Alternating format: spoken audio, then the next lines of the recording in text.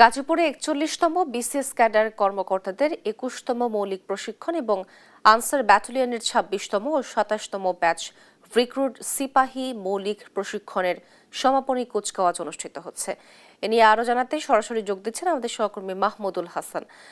হাসান, এই প্রশিক্ষণের উদ্দেশ্য কি, আমাদেরকে বিস্তারিত জানাবেন।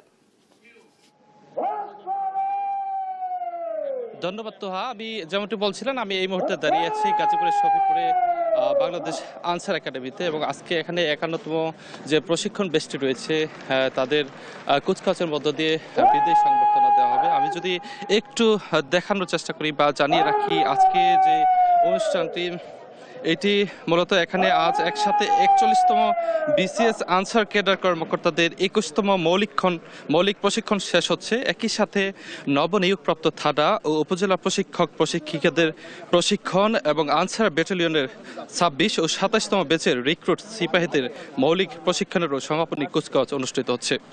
সকাল ৯টা থেকে কুচকাওয়াজ শুরু হয়েছে। প্রধান অতিথি হিসেবে স্বরাষ্ট্র উপদেষ্টা লেফটেন্যান্ট জেনারেল অবসরপ্রাপ্ত মোহাম্মদ জাহাঙ্গীর আলম চৌধুরী কুচকাওয়াজ পরিদর্শন করছেন এবং অভিবাদন গ্রহণ করছেন। কিছুক্ষণ পরেই তিনি কৃতি শিক্ষার্থীদের মাঝে পুরস্কার বিতরণ করবেন এবং নবীন কর্মকর্তাদের উদ্দেশ্যে দিক নির্দেশনামূলক বক্তব্য দেবেন। মাঠের পরিস্থিতি যদি একটি বলি, পুরো একাডেমি এলাকা এখন উৎসব মুখর। দীর্ঘ কঠোর প্রশিক্ষণ শেষ করে আজ তারা বাহিনীতে আনুষ্ঠানিকভাবে দায়িত্ব পালনের জন্য প্রস্তুত। বিশেষ করে বিসিএস কর্মকর্তাদের এই বেশটি বাহিনীর নেতৃত্ব পর্যায়ে গুরুত্বপূর্ণ ভূমিকা রাখবে বলে আশা করা হচ্ছে। স্বরাষ্ট্র উপদেষ্টা তার বক্তব্যে দেশের অভ্যন্তরীণ নিরাপত্তা রক্ষা এবং আইনশৃঙ্খলা রক্ষায় আনসার বাহিনীর অবদানের কথা তুলে ধরবেন বলে আমরা জানতে পেরেছি। অনুষ্ঠান শেষে নবীন সদস্যরা দেশের বিভিন্ন প্রান্তে তাদের কর্মস্থলে যোগ দেবেন।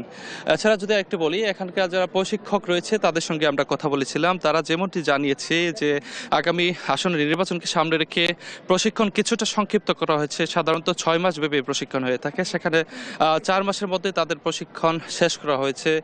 নির্বাচনী মাঠে জনবল সংকট পূরণে মূলত তারা এই প্রশিক্ষণটি সংক্ষিপ্ত করেছে। এই মুহূর্তে যদি একটু গ্যালারিতে দেখানোর চেষ্টা করি, গ্যালারিতে কিন্তু আনসার বিডিবি সহ পুলিশ, বিভিন্ন বাহিনীর ঊর্ধ্বতন কর্মকর্তারা কিন্তু অপেক্ষায় আছেন আজকের যে প্যারেড গ্রাউন্ডে যে কুচকাওয়াজটি অনুষ্ঠিত হচ্ছে সেটি দেখার জন্য। এছাড়াও যারা এখানে প্রশিক্ষণ নিচ্ছেন, আজকে যারা বিদায় নেবেন এখান থেকে, তাদের স্বজনরাও কিন্তু এখানে উপস্থিত আছেন।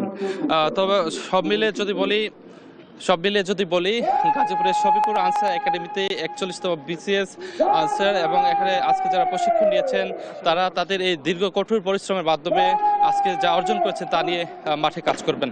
তো গাজীপুরের শফিপুর আনসার একাডেমি থেকে এই ছিল সবশেষ। ফিরে যাচ্ছি স্টুডিওতে। তো